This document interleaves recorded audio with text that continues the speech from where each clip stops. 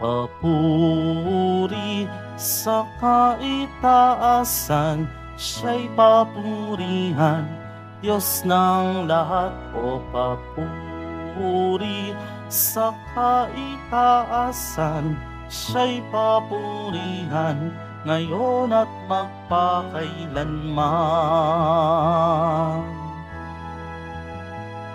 Umawit ang daigdigan, lahat ng naroroon.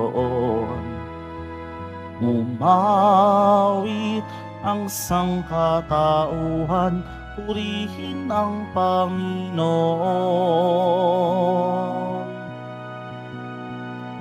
Papuri sa kaitaasan, siya'y papurihan, Diyos ng lahat. O papuri sa kaitaasan, siya'y papurihan, ngayon at magpakailanman.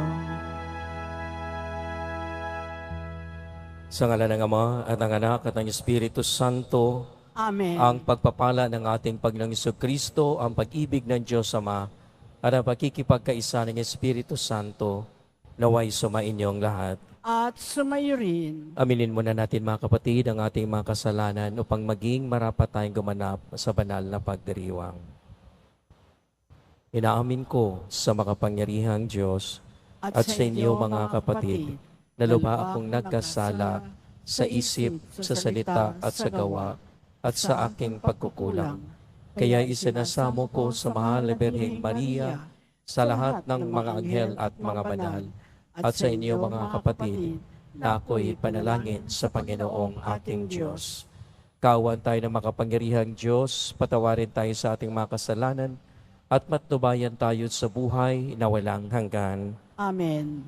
Panginoon, kaawaan mo kami. Panginoon, kaawaan mo kami. Kristo, kaawaan mo kami. Kristo, kaawaan mo kami. Panginoon, kaawaan mo kami. Panginoon, kaawaan mo kami. Manalangin tayo.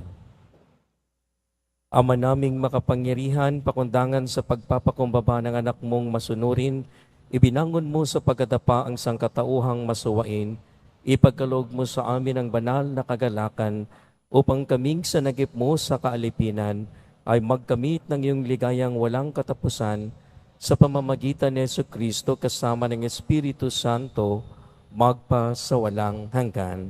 Amen. Magsiupo muna po ang lahat.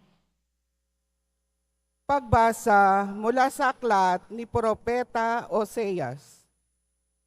Ito ang sinasabi ng Panginoon. Humirang sila ng mga hari sa Israel, ngunit hindi sa pamamagitan ko. Naglagay sila ng mga pinuno, ngunit di ayon sa aking kagustuhan. Ang kanilang mga alas na ginto at pilak ay ginawa nilang mga Diyos-Diyosan, at ito ang kanilang sinamba. Itinatakwil ko ang guyang ginto ninyo, mga taga Samaria. Nagpupuyos ang galit ko sa kanila. Kailan pa sila dapat parusahan? Ang Diyos-Diyosang yan ay ginawa ng tao, hindi yan Diyos. Kaya't ang guya ng Samaria ay magkakadurog-durog. Hangin ang kanilang inihasik at ipo-ipo ang aanihin nila. Ang nakatayong mga trigo'y walang uhay, kaya't walang makukuhang arina. At kung magbunga man, yon ay lalamunin lamang ng mga dayuhan. Dahil sa pagpaparami ng mga dambana, naging daan yon para dumami ang kasalanan ng Ephraim. Sumulat man ako ng 10,000 kautusan, ito'y pagtatawanan lamang nila. Mahilig silang maghandog. Naghahain sila ng karne at kinakain nila ito. Ngunit hindi nalulugod sa kanila ang Panginoon. Gugunatain niya ang kanilang kalikuan at parurusahan sila dahil sa kanilang mga kasalanan. Sila'y magbabalik sa Ehipto. Ang salita ng Diyos. Salamat sa Diyos. Israel na bayan ng Diyos, papurihan mo siyang lubos. Israel na bayan ng Diyos, papurihan mo siyang lubos. Ang Diyos namin nasa langit, naroon ang Diyos namin. At ang kanyang ginagawa ay kung ano ang ibigin. Ginawa sa ginto't pilak ang kanilang mga Diyos. Sa kanilang mga kamay nitong tao ang nag-ayos. Israel na bayan ng Diyos, papurihan mo siyang lubos. Totoo nga at may bibig, ngunit hindi magsalita, at hindi rin makakita mga matyang sadyang sadya, at hindi rin makarinig ang kanilang mga tainga, ni hindi rin makaamoy ang ginawang ilong nila. Israel na bayan ng Diyos, papurihan mo siyang lubos. Totoo nga mayroong kamay, ngunit walang pakiramdam. Mga paa ay mayroon din, ngunit hindi maihakbang. Ang gumawa sa kanila at pati ang nagtiwala, sana'y makatulad din ng gayong Diyos na ginawa. Israel na bayan ng Diyos, papurihan mo siyang lubos. Ikaw bayan ng Israel, magtiwala sa Panginoon. Siyang iyong sanggalang laging handa na tumulong. Kayo mga saserdote sa Diyos ay magtiwala. Kayo'y kanyang iingatan, ilalayo sa masama. Israel na bayan ng Diyos, papurihan mo siyang lubos. Magsitayo na po ang lahat.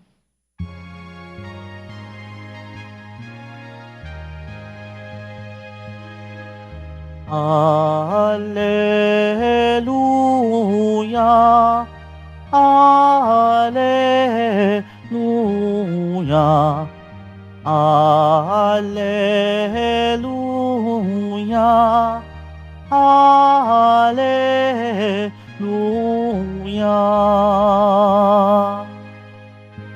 Ako'y pastol na butihin, kilala kong tupang akin, ako'y kilala nila rin. Alleluia, Alleluia, Alleluia, Alleluia.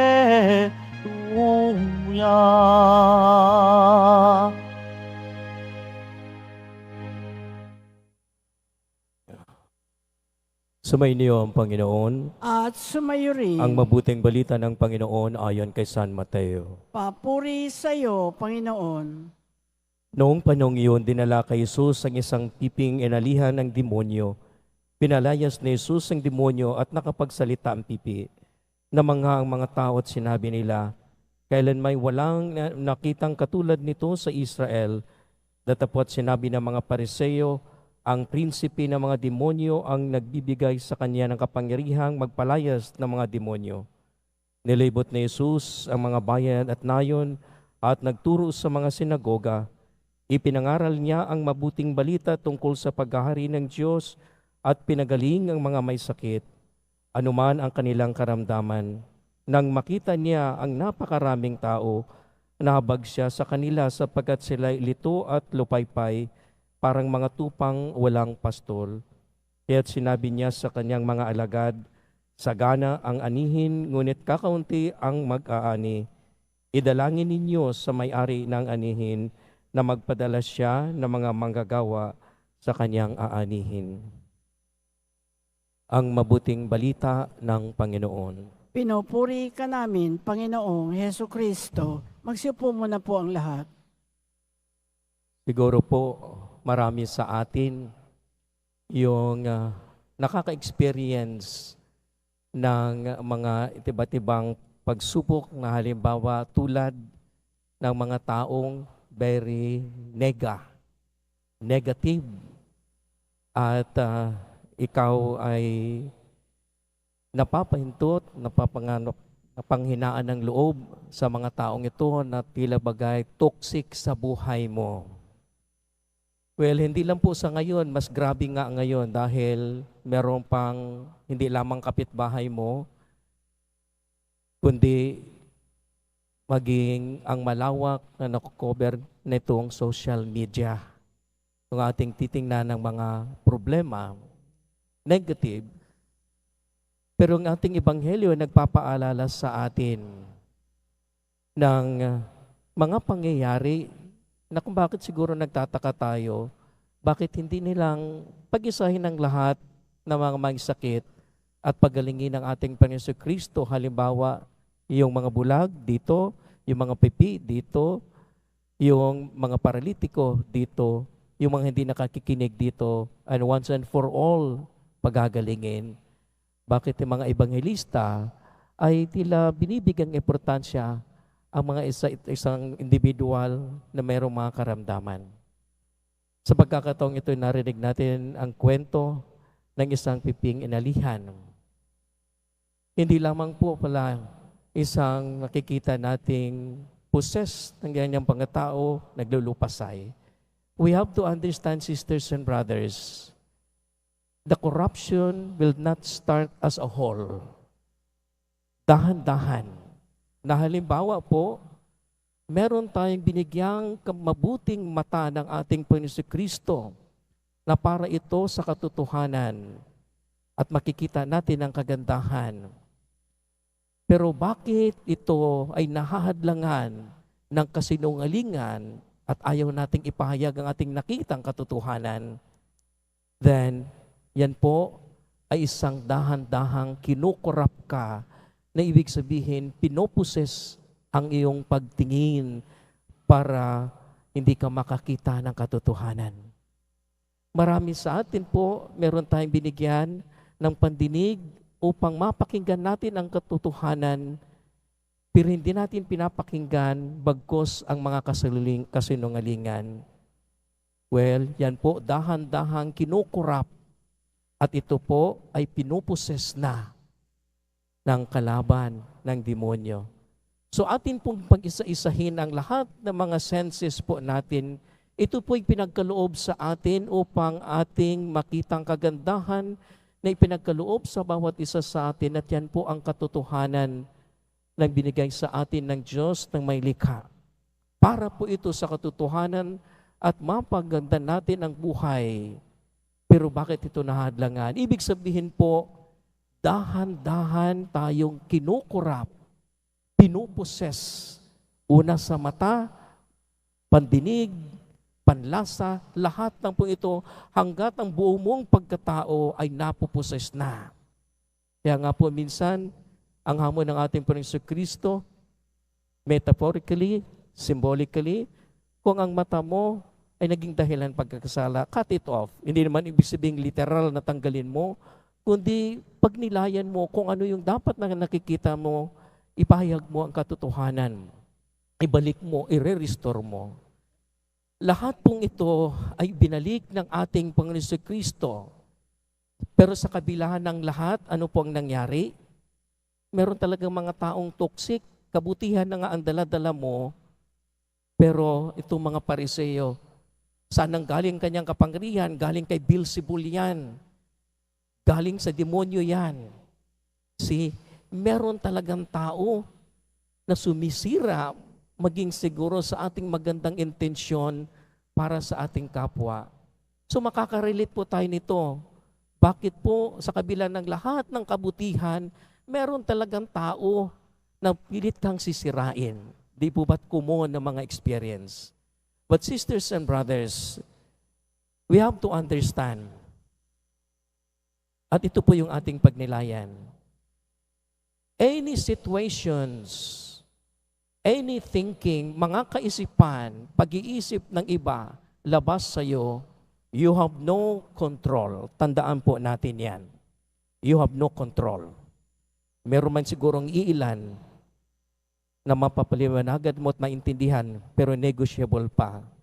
Otherwise, lahat ng labas sa'yo, you have no control. Anong iniisip nila? anong mga sitwasyons. But you have only 100% control on how to respond to them. Ikaw ang may control kung paano mo re-respondihan ang kung ano man ang kanilang iniisip, kung ano man ang sitwasyon. At ito yung ginawa ng ating Panginoon Kristo sa kabila ng lahat ng paninira sa kanya ng Pariseyo. Hindi niya ito pinapansin, bagkus pumunta pa siya sa ibang bayan at siya ay nagpagaling, siya ay nagturo, siya ay nagpahayag ng magandang balita. Maaring mga ibang tao doon ay pinupuna siya at sinisiraan siya, pupunta ulit siya sa ibang bayan at ipapahayag niya ang mabuting balita.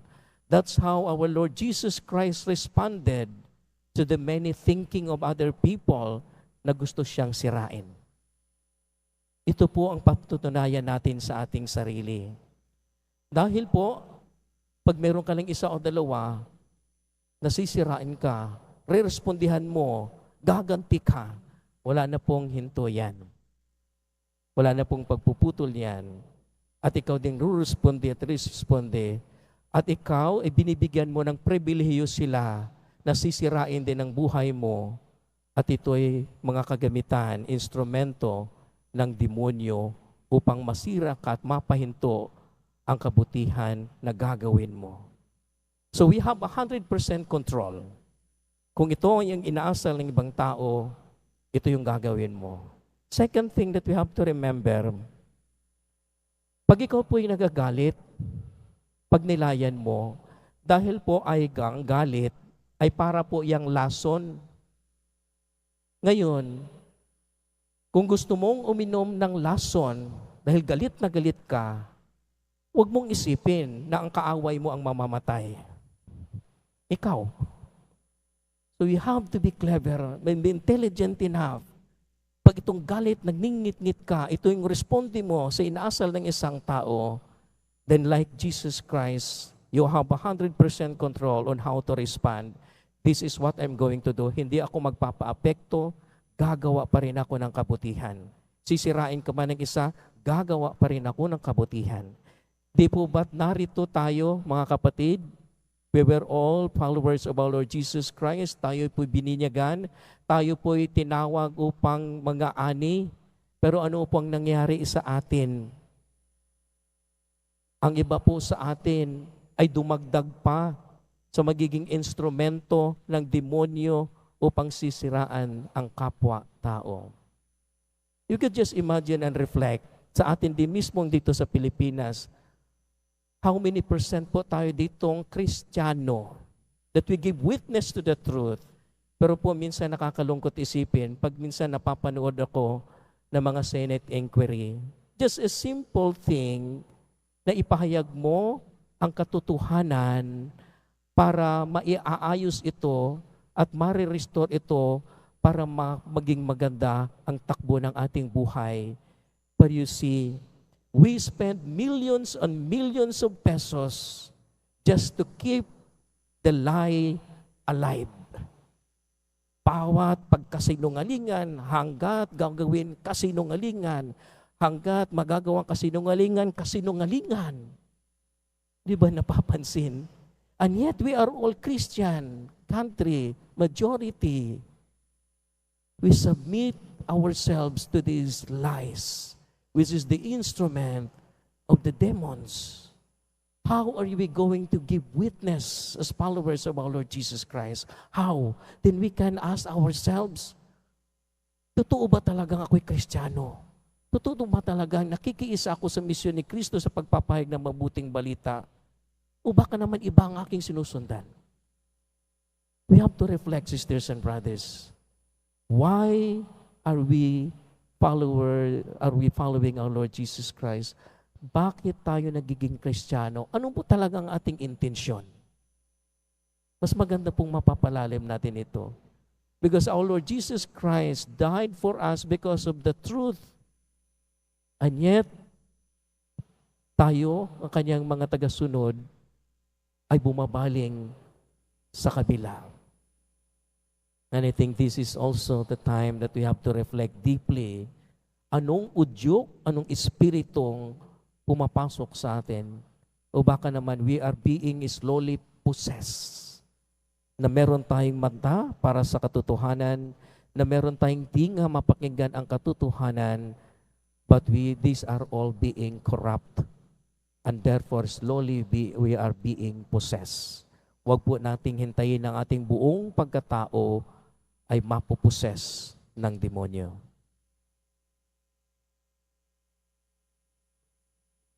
Magsitayo na po ang lahat.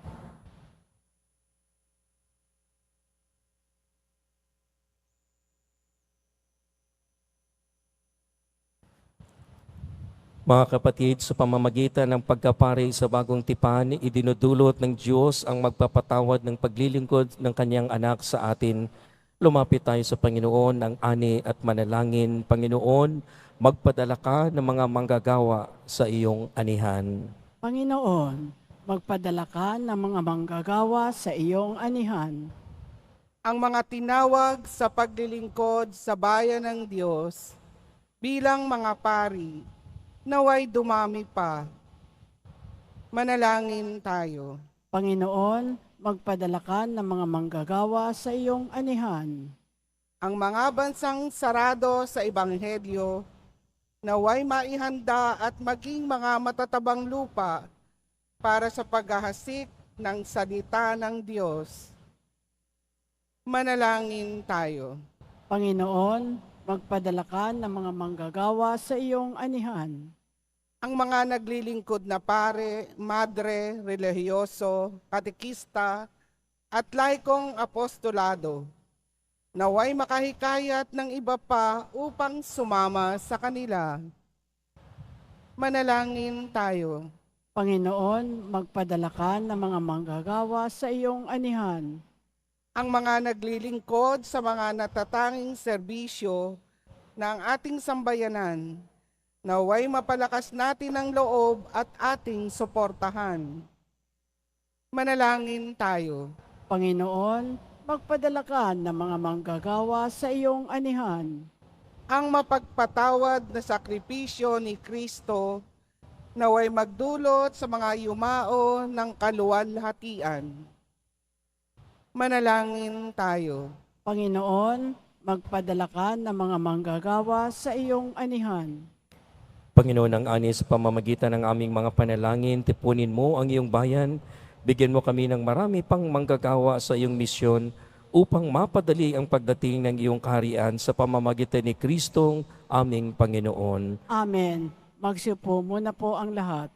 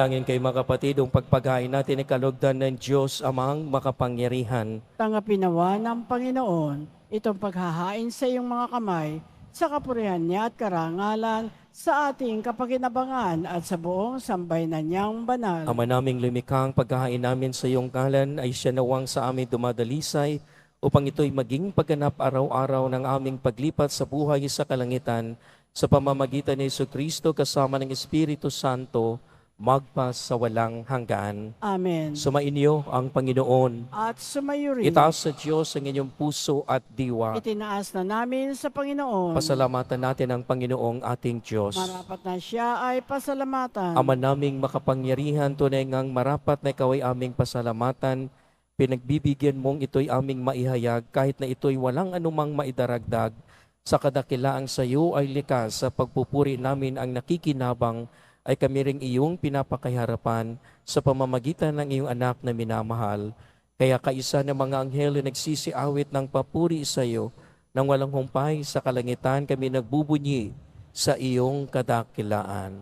Santo, Santo, Santo, Panginoong Diyos ng mga hukbo, napupuno ang langit at lupa ng kadakilaan mo, usana sa kaitaasan, pinagpala ang naparirito sa ngalan ng Panginoon, usana sa kaitaasan, magsiluhod po ang lahat. Ama naming banal, ikaw ang bukal ng tanang kabanalan, kahit sa pamamagitan ng iyong Espiritu gawin mong banal ang mga kaloob na ito upang para sa amin magiging katawan at dugo ng aming Panginoong Hesu Kristo. Bago niya pinagtiis ang kusang loob na maging handog, hinawakan niya ang tinapay, pinasalamatan kanya, pinaghati-hati niya na tinabot sa kanyang mga alagad at sinabi, tanggapin ninyong lahat ito at kanin ito ang aking katawan ihahandog para sa inyo.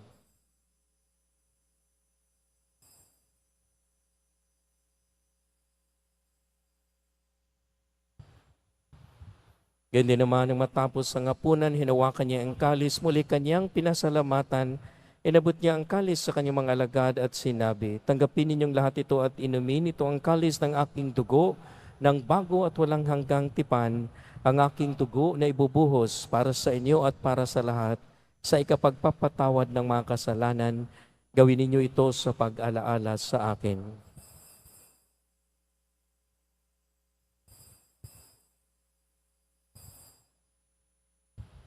Magsitayo po ang lahat. Pagunyin natin ang misteryo ng ating pananampalataya. Si Kristo'y namatay, si Kristo'y nabuhay, si Kristo'y babalik sa wakas ng panahon. Ang mga ginagawa namin ngayon ang pag-alaala sa pagkamatay at muling pagkabuhay ng iyong anak, kaya tinaalay namin sa iyo ang tinapay na nagbibigay buhay at ang kalis na nagkakaloob ng kaligtasan. Kami nagpapasalamat dahil kami yung minarapat na tumayo sa harap mo para maglingkod sa iyo. Isinasamo namin kami magkasalo-salo sa katawan at dugo ni Kristo ay mabuklod sa pagkakaisa sa pamamagitan ng Espiritu Santo. Amalingapin mong iyong simbahang laganap sa buong daigdig, puspusin mo kami sa pag-ibig, kaisa ni Francisco na aming Papa at ni Jose na aming Obispo at ng Tanang Kaparian. Alalahanin mo rin ang mga kapatid naming nahimlay na may pag-asang sila'y muling mabubuhay, gayon din ang lahat ng mga pumanaw. Kaawaan mo sila at patuloyin sa iyong kaliwanagan. Kaawaan mo at magindapating kaming lahat na makasalo sa iyong buhay na walang wakas. Kaisa ng mahal na Birheng Maria na ina ng Diyos, kaisa ni San Jose ng kanyang kabiyak, ni San Juan Bautista, mga apostoles at ang lahat ng mga banal na namuhay dito sa daigdig ng kalugod-lugod sa iyo. Maipagdiwang nawa namin ang pagpupuri sa ikararangal mo sa pamamagitan ng iyong anak na aming Panginoong Hesu Kristo. Sa pamamagitan ni Kristo, kasama niya at sa Kanya, ang lahat ng parangal at papuri ay sa iyo, Diyos Amang makapangyarihan, kasama ng Espiritu Santo, magpas sa walang hanggan. Amen. Sa tagubilin ng nakagaling na utos sa turo ni Jesus, na Panginoon natin at Diyos, ipahayag natin ng lakas loob. Ama namin, sumasalangit ka, sambahin ang ngalan mo, mapasa amin ang kaharian mo. Sundin ang loob mo dito sa lupa para nang sa langit. Bigyan mo kami ngayon ng aming kakanin sa araw-araw, at patawarin mo kami sa aming mga sala, para ng pagpapatawad namin sa nagkakasala sa amin. At huwag mo kaming ipahintulot sa tukso, at iadya mo kami sa lahat ng masama. Hinihiling namin kami adya sa lahat ng masama, pagkalooban ng kapayapaan araw-araw iligtas sa kasalanan, at ilayo sa lahat ng kapahamakan, samantalang aming pinananabikan ang dakilang araw ng pagpapahayag ng tagapagligtas naming sa Hesu Kristo. Sapagkat iyo ang kaharian at ang kapangyarihan at ang kapurihan magpakailanman. Amen. Panginoong Hesu Kristo, sinabi mo sa iyong mga apostol, kapayapaan ang iniiwan ko sa inyo, ang aking kapayapaan ang ibinibigay ko sa inyo, Tungayan mo ang aming pananampalataya at huwag ang aming pagkakasala. Pagkalooban mo kami ng kapayapaan at pagkakaisa ayon sa iyong kalooban, kasama ng Espiritu Santo, magpa sa walang hanggan. Amen. Ang kapayapaan ng Panginoon ay laging sumainyo. At sumayo rin. Magbigayin kayo ng kapayapaan sa isa't isa. Peace, peace, peace. Kordero ng Diyos na nag-aalis ng mga kasalanan ng sanlibutan, maawa ka sa amin. Kordero ng Diyos na nag-aalis ng mga kasalanan ng sanlibutan, maawa ka sa amin. Kordero ng Diyos na nag-aalis ng mga kasalanan ng sanlibutan, ipagkaloob mo sa amin ang kapayapaan, magsiluhod po ang lahat. Narito mga kapatid, si Jesucristo ang maawaing Kordero ng Diyos na nag-aalis ng mga kasalanan ng sanlibutan. Mapapalad tayong inanyaha makibahagi sa kanyang hapunan.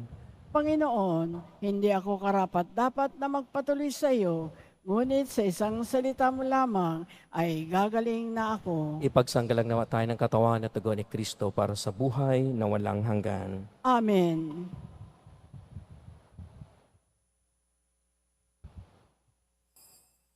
Para sa lahat ng tatanggap ng banal na komunyon, sasagot po tayo ng amen pagkasabi ng pare o ng lay minister ng katawan ni Kristo at isubo agad sa bibig bago umalis sa harapan ng pare o lay minister. Sumunod po tayo.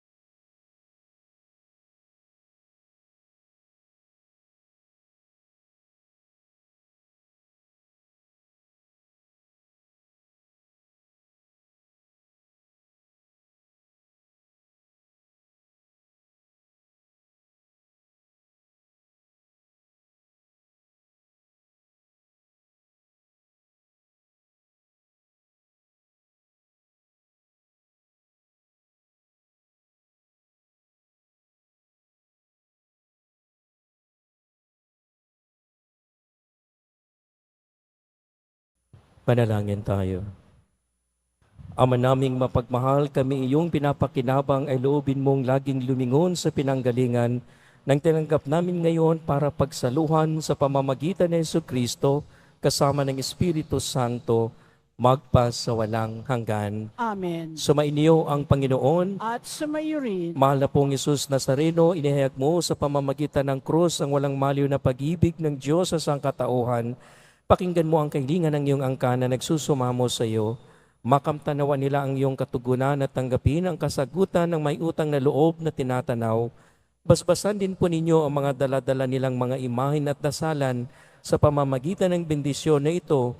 Naway maalala nila ang mga pangako nila noon sa binyag na ikaw ang kanilang iibigin at paglilingkuran bilang Panginoon magpa sa walang hanggan. Amen. At pagpalain kayo ng makapangyarihang Diyos, Ama, Anak, at ng Espiritu Santo. Amen. Humayo kayong taglay ang kapayapaan ng Poong Jesus Nazareno. Salamat sa Diyos. Magandang gabi po sa lahat.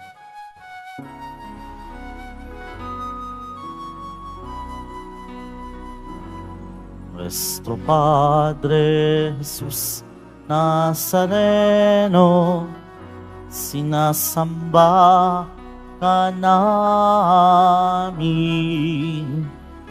pinipintunho ka namin, aral mo ang buhay at kaligtasan.